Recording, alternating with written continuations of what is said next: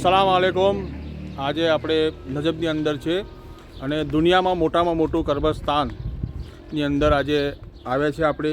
તો આપના વિડીયોના માધ્યમથી હું અહીંયા ટોટલી તમને વિડીયોથી બતાવીશ કઈ રીતે હોય છે. આ બિલકુલ મૌલા અલીના રોજાની બાજુમાં જ છે અને હરમ શરીફના અંદરમાં જ ગણાય છે. આ કબ્રસ્તાન કહેવામાં આવે છે કે દુનિયામાં મોટામાં મોટું કબ્રસ્તાન છે આ. તો આજે ચલીએ आपने कब्रस्तान वीडियो माध्यम से आपने थोड़ा इतिहास बतावीश અને એના વિશે બી જેટલી બી માહિતી મળે એટલી તમને આપીશ. અને વિશે મૌલા અલીના જે ચાહવાવાળા છે, મોમીન છે, તેમને દુનિયામાં ક્યાંય પણ દફન કરવામાં આવશે. તેમની રૂહ આ કબ્રસ્તાનમાં જઈને ઊભી કરવામાં આવશે. મૌલા અલી અલૈહિસ્સલામે ફરમાવ્યું છે કે જો તમારી આંખો ઉપર પડદો હટી જાય અને તમે મોમિનોની રૂહોને જોશો કે જે આ રણમાં ટોળા અને એકબીજાની ઝિયારત અને એકબીજાથી વાતો કરે છે. એટલે મોમિનોની રૂહ અહીં એટલે કે વાદિઉસ સલામની અંદર અને કાફિરની રૂહ બરહૂતમાં હશે. ઇમામ જાફર સાદિકે ફરમાવ્યું છે કે જ્યારે કોઈ મોમિન મરી જાય છે પછી ભલેને મશરિકમાં હોય કે મગરિબમાં હોય પણ અલ્લાહ તેની રૂહને વાદિઉસ સલામમાં મોકલી દે છે. એટલે આ એ જગ્યા છે કે જન્નતનો ભાગ આપણે જોયું કે બંને જે ગજલા અને ફુરત વચ્ચેનો એક ભાગ છે, એમાંની આ વાદી છે વાદિઉસ સલામ, કે આ જગ્યાએ દરેક મોમિનની રૂહ અહીંયા આવે છે. વાદિઉસ સલામ નામ રાખવાનું કારણ આ નામ રસૂલુલ્લાહ સલ્લલ્લાહુ અલૈહિ વસલ્લમે આપ્યું હતું અને કેટલીક જગ્યાએ જોવા મળે છે કે આ નામ હઝરત જિબ્રાઈલ અલૈહિસ્સલામે પણ આપ્યું હતું. એનો અર્થ એવો કાઢવામાં આવે છે કે આ જગ્યા જેને દફન કરવામાં આવશે એને હિસાબ કિતાબ વગર કોઈનો હિસાબ કિતાબ નહીં થાય અને આલમે બરઝખ સુધી તે સુરક્ષિત કરી દેવામાં આવશે. હવે આ જગ્યાની અહેમિયત અને ફજીલત શું છે એના વિશે જાણી લઈએ. રિવાયતોમાં જોવા મળે છે કે આ જગ્યા હઝરત આદમ અલૈહિસ્સલામ અને તેમના પછી આવવાવાળા નબીઓની નમાઝ પઢવાની જગ્યા થઈ ચૂકી છે.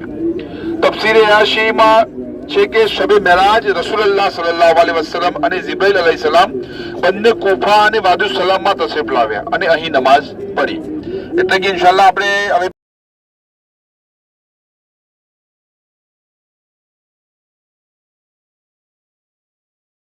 આ જગ્યા મૌલા અલીસલામના હરમના અંદર ગણવામાં આવે છે. એટલે જે મૌલાનો હરમ દેખાય ને આ બધી જગ્યા મૌલાના હરમમાં જ પણ ગણવામાં આવે છે. હવે આ જગ્યા ઉપર હઝરત હૂદ અલૈહિસ્સલામની અને હઝરત સાલેહ અલૈહિસ્સલામની કબ્ર મુબારક આવેલી છે. જે સામે રોજાનું તામીર થઈ રહ્યું છે એની અંદર હઝરત હૂદ અને સાલેહની કબ્ર આવેલી છે. અને અહીંયા ઇમામ મહેદી, ઇમામ સજ્જાદ અને ઇમામ જાફર સાદિકના મકામ પર આવેલા છે. આપણે બાજુમાં જોયું ઇમામ સજ્જાદનું મકામ હતું, અહીંયા આગળ આપણે જવાનું છે ઇમામ મહેદી અને ઇમામ જાફર સાદિકનું મકામ છે, ત્યાં પણ આપણે જવાનું છે. અહીંયા અંદાજે આ કબ્રસ્તાન 1485 એકરમાં ફેલાયેલું છે. અંદાજે 50 લાખ કબરો છે. આ દુનિયાનું સૌથી મોટું કબ્રસ્તાન છે અને આ કબ્રસ્તાનમાં દુનિયાના ઘણા દેશોમાંથી આવેલા શિયા ઉપરાંત સુન્ની ભાઈઓ અને ઈસાઈઓ પણ દફન કરવામાં આવેલા છે. હવે હઝરત હૂદ અલૈહિસ્સલામ અને હઝરત સાલેહ અલૈહિસ્સલામના કિસ્સા વિશે આપણે જાણીએ છીએ. તેમ છતાં પણ આપણે ટૂંકમાં જાણી લઈએ કે હૂદ અલૈહિસ્સલામ અલ્લાહે આદની કોમ ઉપર મબૂસ કર્યા હતા અને આપનું નામ આબિર હતું. હઝરત હૂદ ક્યાં દફન છે તેના વિશે મતભેદ છે, પરંતુ હેબ્રોનમાં તેમની કબ્ર મુબારક આવેલી છે. નજફ અશરફમાં દફન થવાની જગ્યા અહીંયા બતાવેલી છે જે મોતબર છે. અને અસબક ઇબ્ન નતાબા કહે છે કે હું હઝરત અલી અલૈહિસ્સલામની સાથે ખજૂરોના બગીચા તરફ જતો હતો ત્યારે જોયું કે યહૂદી લોકો એક મૈયતને દફનાવવા લાવી રહ્યા હતા. ત્યાં એક કબ્ર હતી. તો હઝરત અલી અલૈહિસ્સલામ અને હઝરત અલી અલૈહિસ્સલામ ને ઇમામ હસન સાથે પૂછ્યું કે આ લોકો આ કબ્ર વિશે શું કહે છે. તો ઇમામ હસને જાણકારી મેળવીને ફરમાવ્યું કે તેઓ કહે છે કે આ કબ્ર હૂદ નબીની છે. તો મૌલા અલૈહિસ્સલામે ફરમાવ્યું કે તેઓ ખોટું કહે છે, તેમનાથી બહેતર હું જાણું છું કે આ કબ્ર યાકૂબના પુત્ર યહૂદાની છે. પછી ફરમાવ્યું કે અહીં કોઈ મહેરા જગ્યાનું નામનો રહેવાવાળો છે. એક ગરડા માણસે કહ્યું કે હા, હું મહેરાનો રહેવાસી છું. તો હઝરતે ફરમાવ્યું કે તમારું ઘર ક્યાં છે. તો તેણે કહ્યું કે દરિયાના કિનારે મહેરામાં છે. તો આપ અલૈહિસ્સલામે ફરમાવ્યું કે જે પહાડ પર ઇબાદત ગાહ બનેલી છે તેના અને તમારા ઘર વચ્ચે કેટલું અંતર છે. તેણે કહ્યું કે ત્યાંથી નજીક જ છે. હઝરતે ફરમાવ્યું તે પહાડ પરની ઇમારતમાં જે કબ્ર છે તેમાં વિશે તમારી કુમ શું કહે છે. તેણે કહ્યું કે તેઓ કહે છે કે એક જાદુગરની કબ્ર છે. તો આપ અલૈહિસ્સલામે ફરમાવ્યું કે તેઓ જુઠ્ઠું બોલે છે. હું સારી રીતે જાણું છું કે હઝરત હૂદ અલૈહિસ્સલામની કબ્ર અને યહૂદાની કબ્ર છે. તો એ પ્રમાણે મૌલા અલૈહિસ્સલામની આ એમના કબ્ર હઝરત હૂદ અલૈહિસ્સલામની કબ્ર વિશે છે.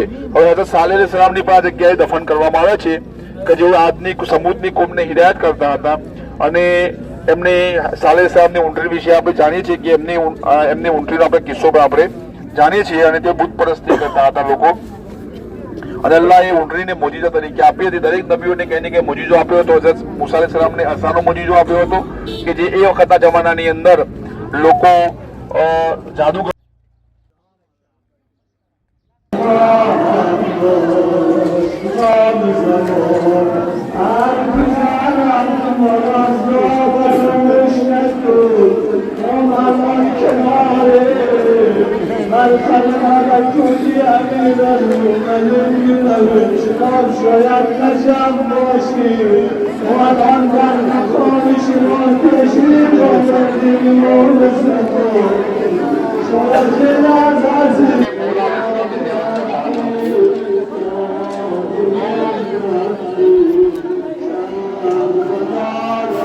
Thank you.